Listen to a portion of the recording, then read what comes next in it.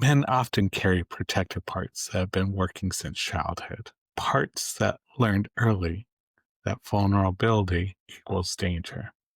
So, Nisha, in your work with families and fathers, what do you often notice when men finally turn inward with compassion instead of avoidance?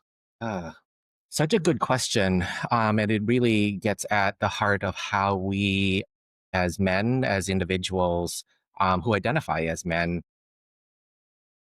adapt to the environment that we're in, right? So, from very young ages, we know that kids are learning from their environment, from their caregivers, from all of the things that are happening around them at the very youngest ages. Those kids are getting those messages through their caregivers, their parents, and as they get older, they get messages from their babysitters, from their childcare providers, and those are the messages that tell them how they should be and act in the world.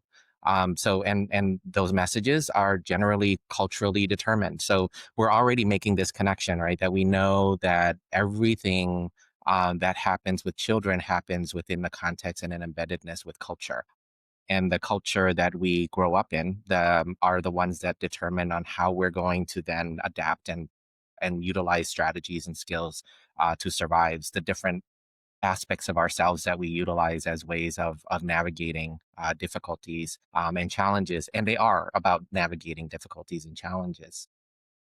So when men, as you're in your question, when men finally do turn inward with compassion instead of avoidance, it's with a recognition that the ways that they have been adapting to the world, the strategies and behaviors that they've used, are no longer working in the ways that they needed to work.